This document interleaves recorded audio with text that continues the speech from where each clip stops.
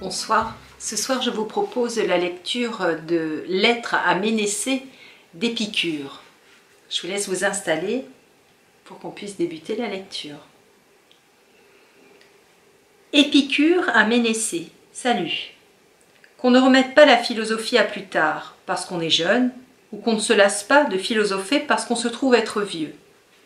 Il n'est en effet pour personne, ni trop tôt, ni trop tard, lorsqu'il s'agit d'assurer la santé de l'âme. Or celui qui dit que le moment de philosopher n'est pas encore venu, ou que ce moment est passé, est semblable à celui qui dit, s'agissant du bonheur, que le moment n'est pas encore venu ou qu'il est passé. Par conséquent, doivent philosopher aussi bien le jeune que le vieillard, celui-ci afin qu'en vieillissant il reste jeune sous l'effet des biens par la gratitude qu'il éprouve à l'égard des événements passés, et celui-là afin que tout jeune qu'il soit, il soit aussi un ancien par son absence de crainte devant ce qui va arriver. Il faut donc consacrer ses soins à ce qui produit le bonheur, tant il est vrai que, lorsqu'il est présent, nous avons tout, et que, lorsqu'il est absent, nous faisons tout pour l'avoir. Les recommandations que je t'adresse continuellement, mets-les en pratique, et fais-en l'objet de tes soins, reconnaissant en elles distinctement les éléments du bien-vivre. En premier lieu, considérant que le Dieu est un vivant incorruptible et bienheureux, ainsi que la notion commune du Dieu en a tracé l'esquisse, ne lui ajoute rien d'étranger à son incorruptibilité, ni rien d'inapproprié à sa béatitude. En revanche, tout ce qui peut préserver en lui la béatitude qui accompagne l'incorruptibilité, juge que cela lui appartient. Car les dieux existent, évidente est en effet la connaissance que l'on a d'eux. Mais ils ne sont pas tels que la plupart des hommes les conçoivent. Ceux-ci, en effet, ne les préservent pas tels qu'ils les conçoivent. Est impie, d'autre part, non pas celui qui abolit les dieux de la foule, mais celui qui ajoute aux dieux les opinions de la foule. Car les déclarations de la foule à propos des dieux ne sont pas les préconceptions, mais des suppositions fausses. Il en résulte que les dieux sont à l'origine des plus grands malheurs et des plus grands bienfaits. En effet, adonnés en toutes circonstances à leur propre vertu, ils sont favorables à ceux qui leur ressemblent et considèrent comme étranger tout ce qui n'est pas tel. Accoutume-toi à considérer que la mort n'est rien pour nous, puisque tout bien et tout mal sont contenus dans la sensation. Or la mort est privation de sensation.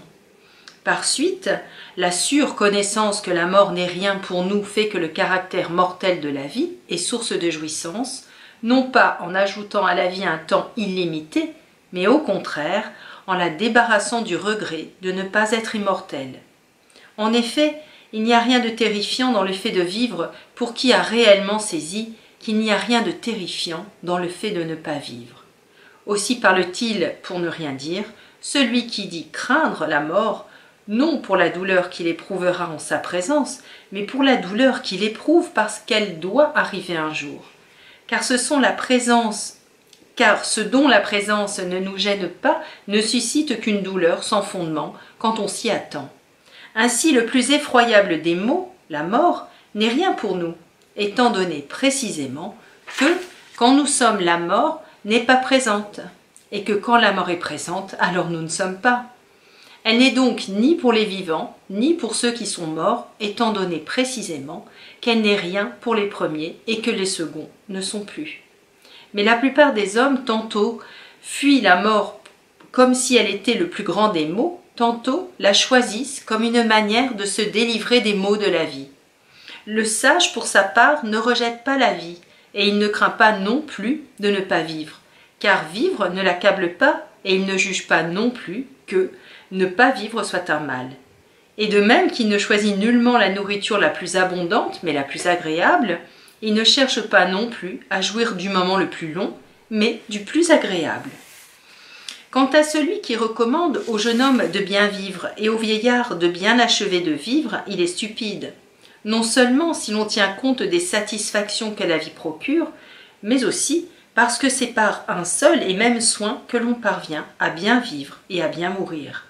Et il est encore bien pire celui qui dit que c'est une belle chose que de ne pas être né, et une fois né de franchir au plus vite les portes de l'Hadès. En effet, S'il est convaincu de ce qu'il affirme ainsi, comment se fait-il qu'il ne quitte pas la vie? De fait, c'est à sa portée, pourvu qu'il y soit fermement déterminé. En revanche, si c'est une plaisanterie de sa part, il parle pour ne rien dire sur des questions qui ne l'admettent pas. Il faut en outre garder en mémoire que ce qui va arriver n'est pas en tout point sous notre gouverne, et qu'il n'y échappe pas non plus en tout point, afin que nous ne l'attendions pas comme s'il devait infailliblement se produire, et que nous ne nourrissions pas non plus l'espoir qu'il ne se produise absolument pas. Il faut en outre établir par analogie que, parmi les désirs, les uns sont naturels, les autres sans fondement, et que parmi ceux qui sont naturels, les uns sont nécessaires et les autres naturels seulement. Parmi ceux qui sont nécessaires, les uns sont nécessaires au bonheur, d'autres à l'absence du dysfonctionnement dans le corps, et d'autres à la vie elle-même. En effet, une étude rigoureuse des désirs permet de rapporter tout choix et tout refus à la santé du corps et à l'absence de troubles dans l'âme, puisque c'est cela la fin de la vie bienheureuse. C'est en effet en vue de cela que nous faisons tout, afin de ne pas souffrir et de ne pas éprouver de crainte.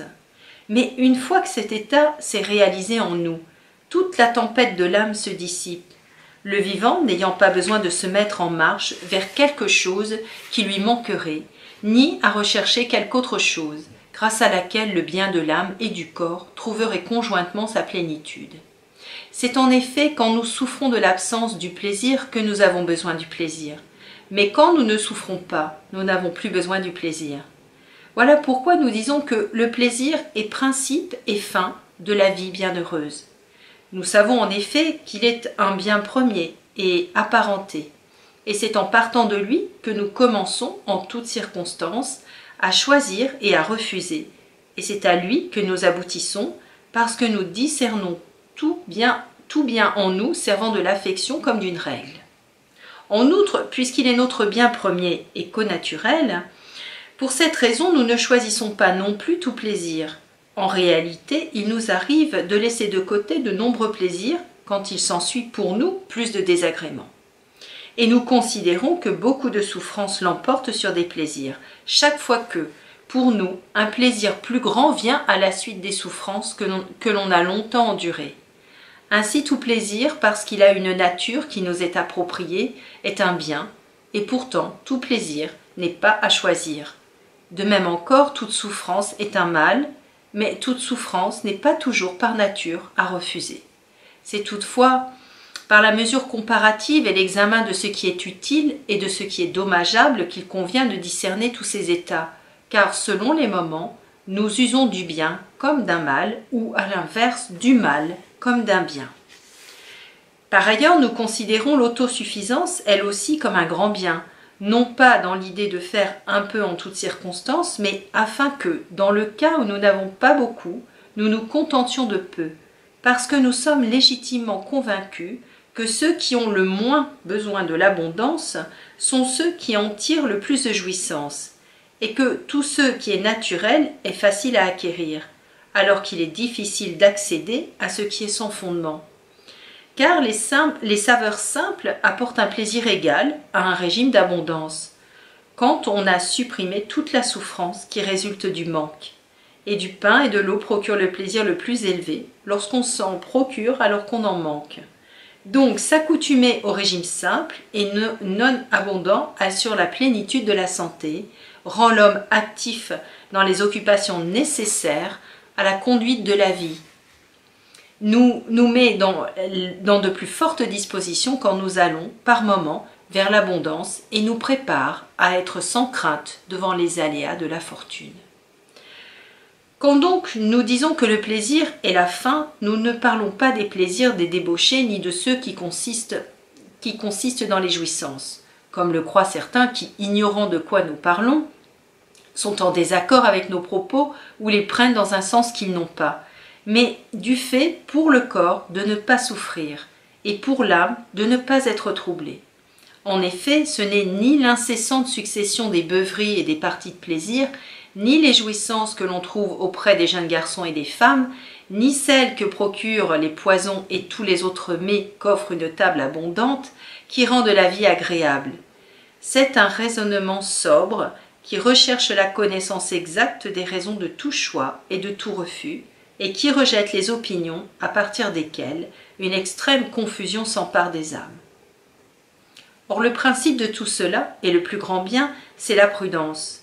C'est pourquoi la prudence est plus respectable encore que la philosophie, car elle entraîne naturellement tout le reste des vertus, enseignant qu'il n'est pas possible de mener une vie agréable qui ne soit pas prudente, belle et juste, pas plus que la vie ne peut être prudente, belle et juste si elle n'est pas agréable, car les vertus sont naturellement liées à la vie agréable, et la vie agréable en est inséparable. Dès lors, qui considères-tu comme supérieur à celui qui porte sur les dieux des jugements pieux, qui demeure continuellement sans crainte devant la mort, qui a pris en compte la fin de la nature? Il comprend que la limite des biens est facile à atteindre dans sa plénitude et à acquérir, alors que celle des maux dure peu de temps ou n'inflige que peu de peine. Il proclame d'autre part que le destin, que certains présentent comme le maître de toutes choses, ne l'est pas. Il estime pour sa part que certaines choses se produisent par nécessité, tandis que d'autres sont le fait de la fortune et que d'autres encore sont en notre pouvoir, parce que la nécessité ne peut rendre de compte. Quant à la fortune, il voit qu'elle est incertaine, tandis que ce qui est en notre pouvoir est sans maître, et que le blâme et son contraire en sont la suite naturelle, puisqu'il vaudrait mieux suivre la fable sur les dieux que s'asservir au destin des physiciens. La première, en effet, dessine l'espoir de fléchir les dieux en les honorant, tandis que le second ne contient qu'une inflexible nécessité. Il comprend d'autre part que la fortune n'est ni un dieu, comme le croient la plupart des hommes, car rien de ce qui est accompli par un dieu n'est désordonné, ni une cause inconstante de tout. Il ne croit pas, en effet, que les hommes lui doivent le bien et le mal dont dépend la vie bienheureuse, mais que des prémices de bien et de maux importants ont été produites par elle. Considérant qu'il vaut mieux être infortuné et bien raisonné que fortuné et mal raisonné, car il est préférable que, dans nos actions, ce que nous avons décidé avec raison ne soit pas favorisé par la fortune. Ainsi, fais de ces choses et de celles qui s'y apparentent l'objet de tes soins, jour et nuit, pour toi-même et pour qui t'est semblable, et jamais, ni éveillé ni en songe, tu ne connaîtras de troubles profonds, mais tu vivras comme un Dieu parmi les hommes. Car il n'est en rien semblable à un vivant mortel, l'homme qui vit au milieu de biens immortels.